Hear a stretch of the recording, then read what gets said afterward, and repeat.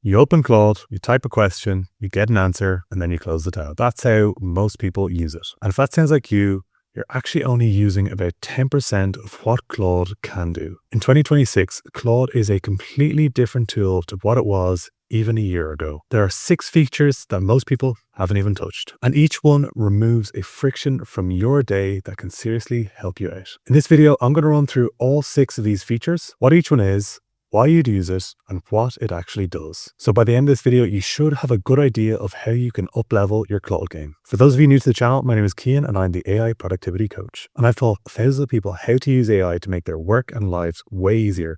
So if that sounds like you, please make sure to subscribe and join me on this journey. But for now, let's jump into the 6 features on Claude that most people have never used. Starting with feature number 1, memory. What is memory? This is basically a setting in Claude that allows Claude to build up a sense of who you are based on all your previous conversations. You can find it in settings, capabilities, and it's this section here. You can turn on memory and Claude starts tracking context across sessions. It'll get to understand your role, how you like to communicate, your recurring tasks. You can also add things manually, so paste in your job title, your audience, how you like your responses structured, and it applies immediately. You can even import memory from other AI providers. So why would you use this? Without it, every Claude chat starts from zero. Claude doesn't know your job, what you do, what you prefer, and without this context, you'll get way worse responses. The more Claude knows about you, the more it can personalize the responses to you, and ultimately, the better the responses will be. And if you want to add memory, you can simply type it into the chat. So you can set memory once and then Claude will remember forever. A really good way to get better answers instantly. Moving on to feature number 2, skills. What are skills? They are reusable tools that you can build once and they trigger every time you do a certain task. Why would you use it? You've likely built a prompt that has given you output that is exactly how you like it. And then you lost the prompt. Skills are a way to ensure output is in a similar format every time you do it. So rather than having to repeat the instructions every single time, Claude will know the skill and be able to give you the output how you like it. So what does it do? You basically build it once, give it a name, and write the instructions. You define the input it needs, and it runs the same way every time. For example, I have skills on how to describe my YouTube videos to optimize them for SEO and search. I also have a lot of other skills for helping me build some of my content, but you can build skills for whatever you want. Basically, if you have a repeatable task that you do on a frequent basis, then that is probably a good candidate for becoming a skill. One hack you could do is ask Claude itself if there are any repetitive tasks that you have that could possibly be turned into skills. Build skills for anything you do more than once a week. Stop starting from scratch. Moving on to feature number 3, Cowork. What is Cowork? Claude Cowork is basically Claude's desktop tool that allows people to automate file and task management using AI. It basically allows Claude to access files on your computer, edit them,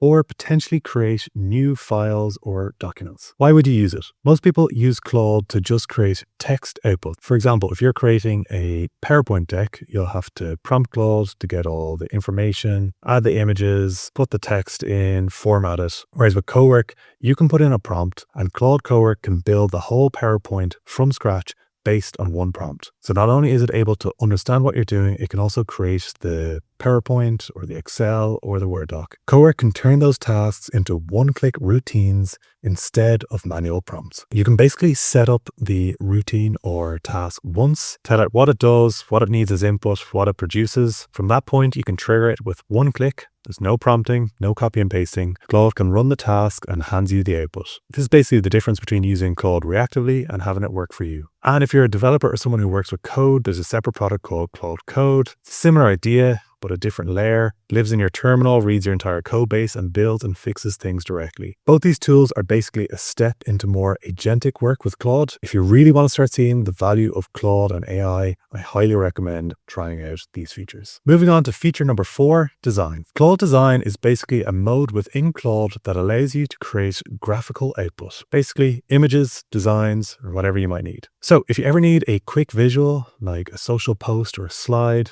and you've either avoided trying to do it or paid someone else to do it, then this is the tool for you. You basically describe what you need, Claude builds it. It's not for polished brand work, but for internal documents, presentation assets, social content. It's fast and it works without design skills. Add this to your toolkit for anything visual you've been avoiding. Very easy to do. You can add your brand guidelines and get really clean output. Moving on to feature number 5, and that is connectors. What are connectors? These are basically direct integrations between Claude and other tools that you use to do your work. Why would you use connectors? Right now, Claude probably lives in a separate tab for most people. You copy things in, you copy things out. Connectors, close that gap. You can basically connect Claude to other tools you use. So for example, you could connect this to your email, your calendar, your Google Drive, or for example, if you use tools like Notion or GitHub. For example, I connected to vidIQ to help with some of my YouTube strategy planning. And once you've connected them, they can pull information from those tools and use that to help give you a better answer depending on what you're prompting. So for example, I can pull information from vidIQ telling me what is my top performing video in the past year. You basically stop switching between tools. Claude becomes part of the workflow rather than sitting outside of it. And finally, feature number 6 is Claude Research. What is Claude Research? It's basically an autonomous research task that cross-researches the web, your own personal context,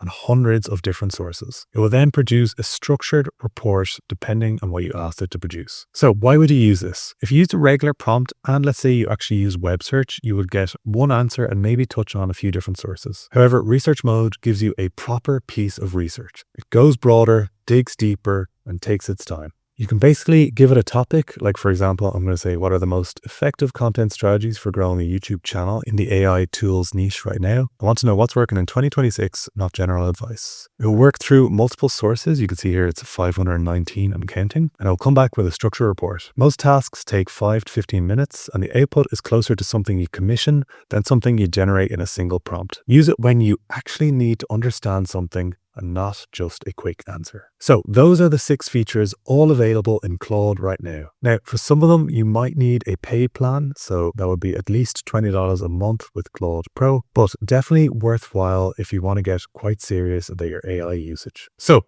my homework for you, pick one of those features that you haven't tried out and try it out this week. That's it. Let me know which one are you going to start with and which one is potentially your favorite in the comments below. If you found this video useful, please make sure to subscribe to the channel and join me on this journey. I also have a weekly newsletter where I share practical AI tips and tricks.